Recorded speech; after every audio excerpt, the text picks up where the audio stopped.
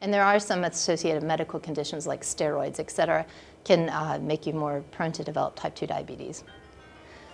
So what happens is you develop insulin resistance.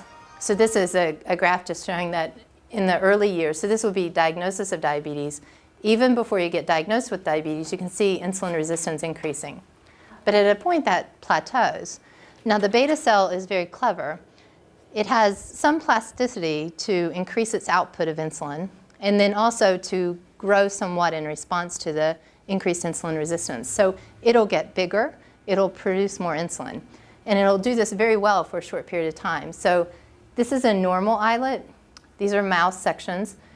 This is from a pregnant mouse. So you can see in the middle of all the stress, the islets can grow. So they can overcome that metabolic stress test, if you will.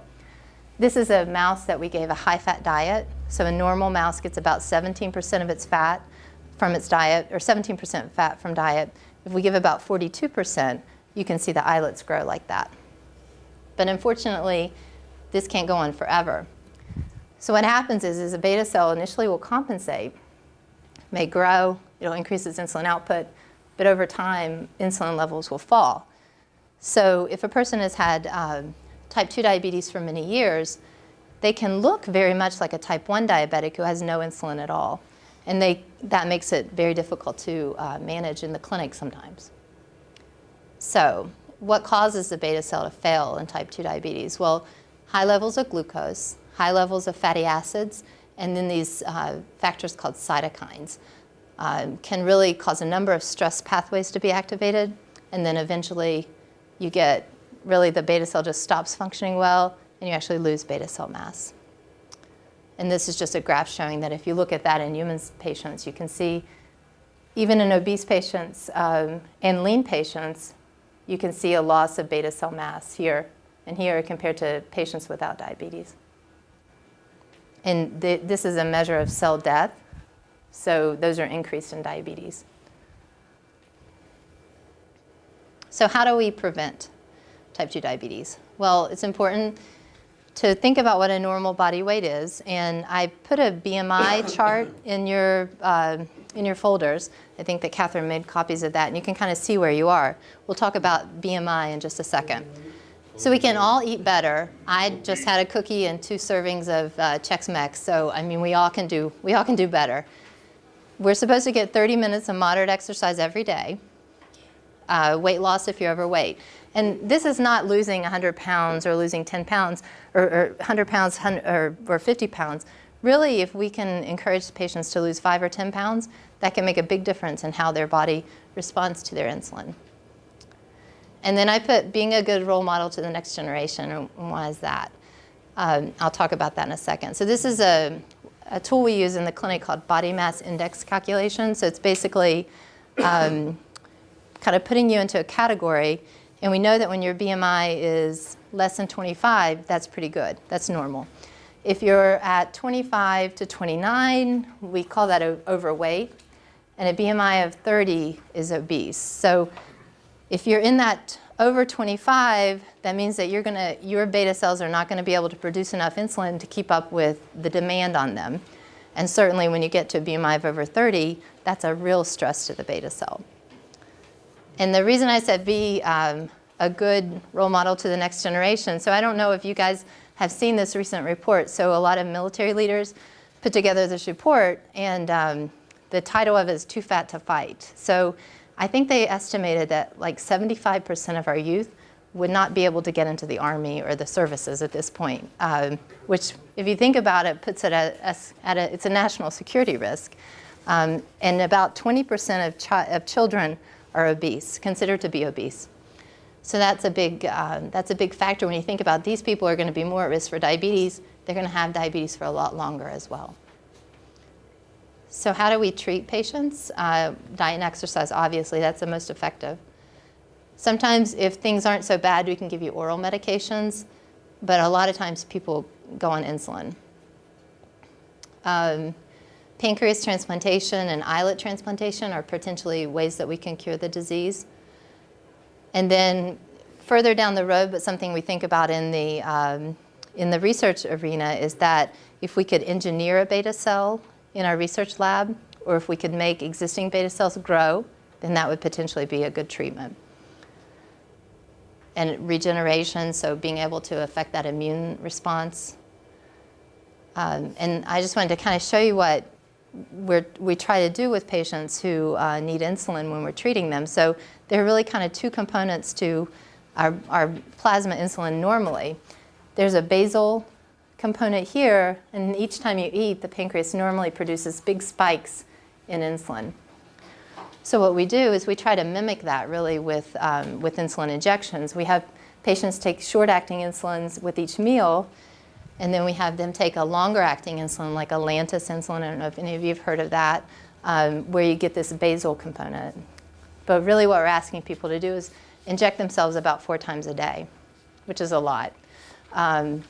I know it's a lot, and I know it's a lot to ask people to do. We also ask them to check their blood sugar, sometimes upward 4 or 5 times a day. So that is a big burden on the patient, and one that we certainly understand.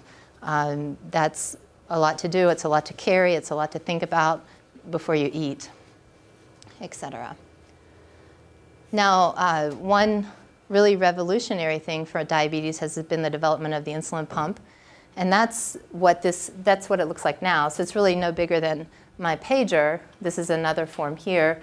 Some of them are controlled by a handheld device. Some of them are controlled just on the, something like this where people can punch in how much they get. And there's a catheter that's tunneled under the skin, and that delivers insulin. This is what the insulin pump looked like, sort of the first prototype.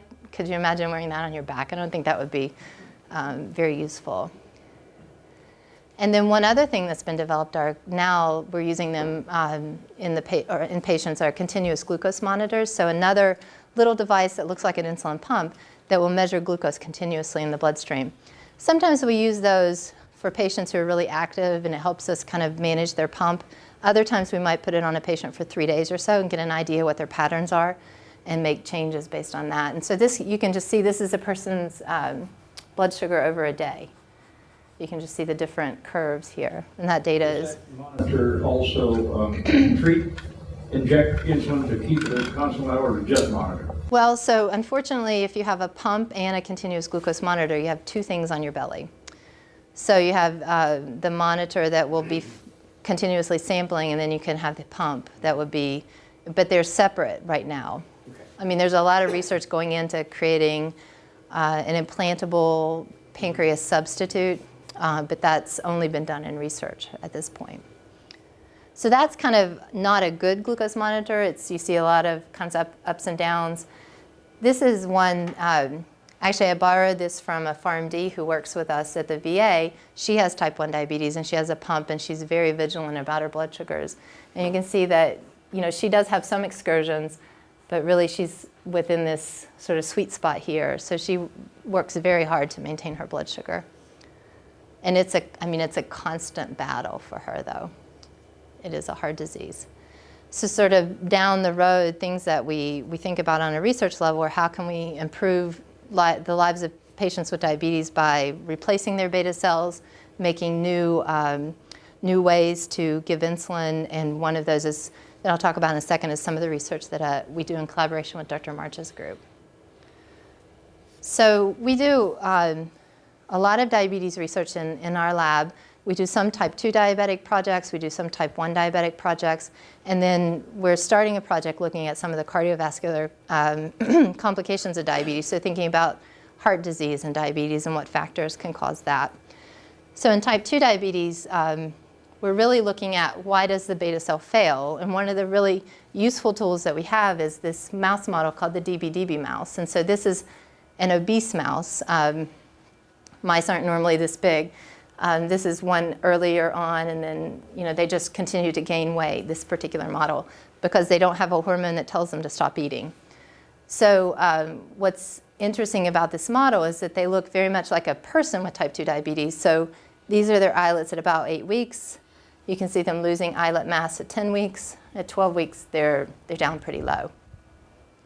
But they're a very good tool for us to look at a number of different things about type 2 diabetes. this is a schematic of the beta cell, and I'll share you the gory details, but just tell you that it's a pretty smart cell because it can sense blood glucose continuously, secretes insulin to match that when everything's working well. And so one of the things that we're very interested in are some of these calcium pumps that regulate calcium. Calcium allows the insulin to be secreted. And we see that in type 2 diabetes, the level of gene that encodes those calcium pumps is very low. So we're looking at how these things are regulated.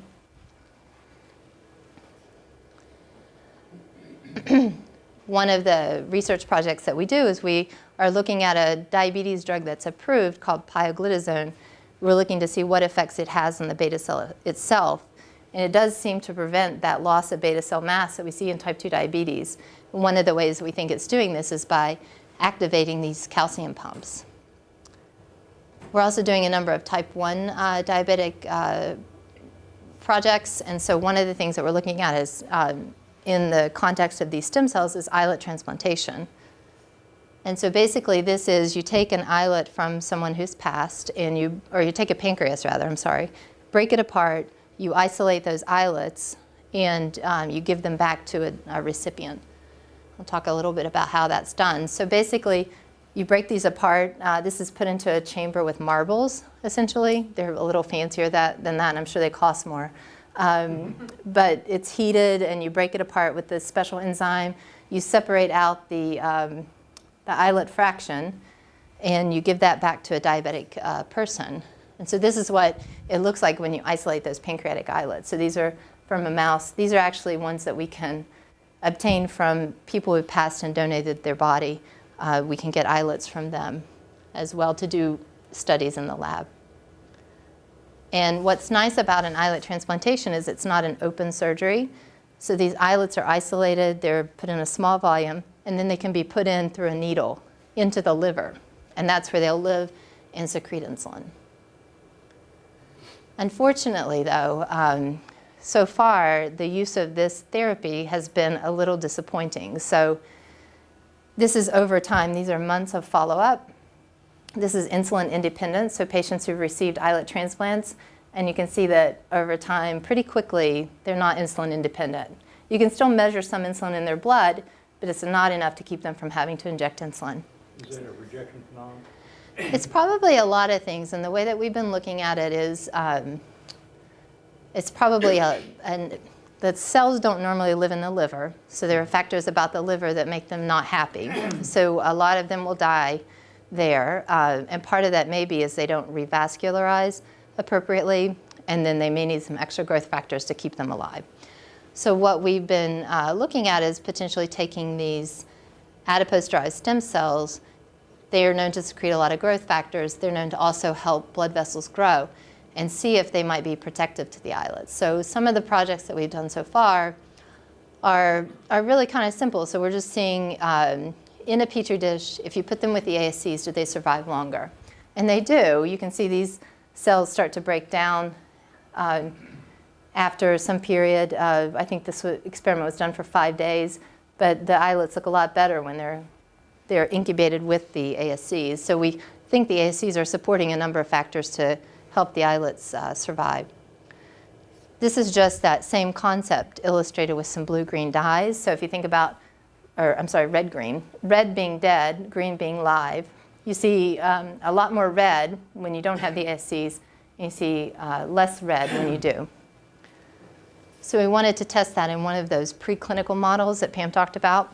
And so basically what we did, so we treated some mice. These mice don't have an immune system, so they can't reject the islets. That way we can take out the autoimmunity factor, and we can look at purely what are these cells doing. So we treat them with this drug, STZ. It makes them diabetic. You can see that. We give them a glucose load, and we measure their blood sugar, and you can see it rising. And that's pretty high, a blood sugar of 400 to 500. That's with STZ alone. If you just give them an injection of the stem cells, you can see the blood sugar comes down pretty well. It almost matches animals who haven't been treated with STZ at all. So that's pretty encouraging for us, and we're following that up with a lot of other studies.